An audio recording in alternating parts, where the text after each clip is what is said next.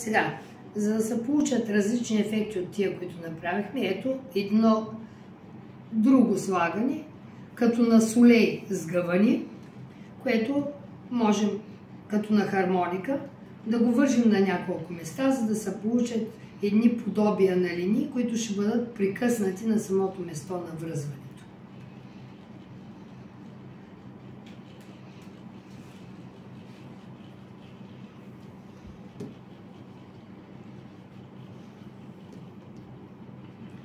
И по този начин, там където сме стегнали, естествено ще остане по-светло.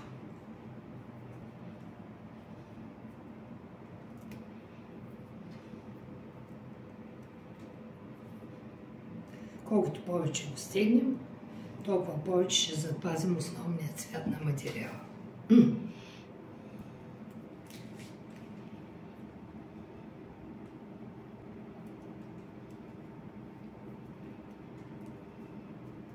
Също, когато го отворим, след известно време, когато е хванал вече цвета, процедурата се повтаря с втори цвят, с трети, като можем да вържим на същото место, можем да вържим на ново место и тогава се получава пак това наслагване на боичката една върху друга като цвят.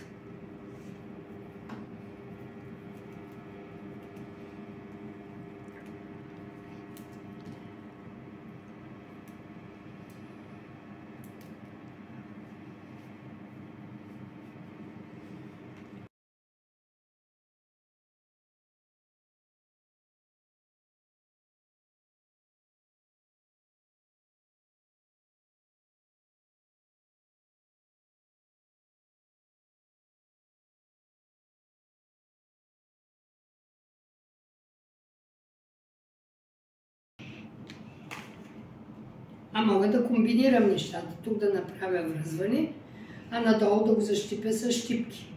Разбира се, ще има малко разлика в ефекта, но точно това е целта на упражнението.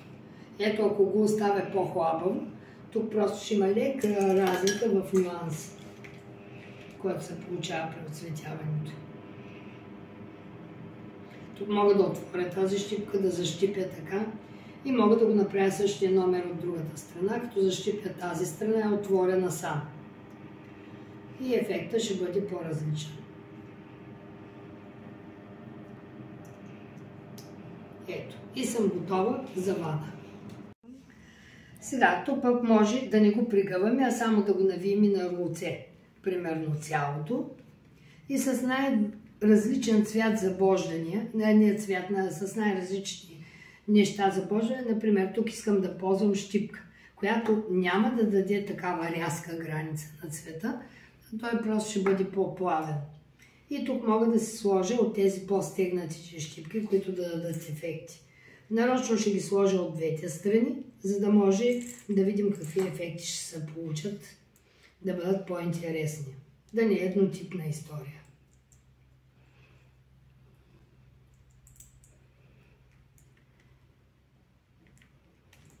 Ето по този начин просто търсим едно друго решение.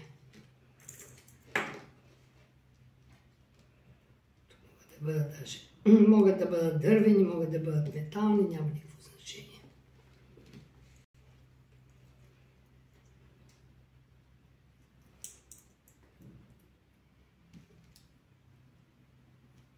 Ето.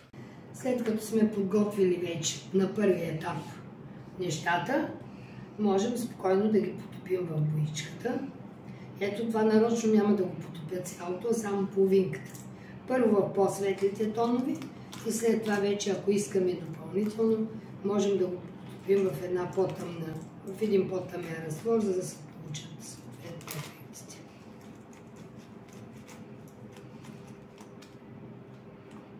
Ето, например, тук не искам повече да ми се насища. Затова го вадя, леко попивам да не размазвам и го слагам в по-тъмния. Така ще се появят два цвята. Дори мога да се оставя ето както бялото тук остава нарочно, за да може да стане по-интересно. Нека да постои малко. А на това, например, пък мога да махна тези двете щипки, защото така съм решила. и да го потопя този край в оранж. Тогава между двата нюанса се получи едно леко охрово оцветяване, което ще даде едно разнообразие.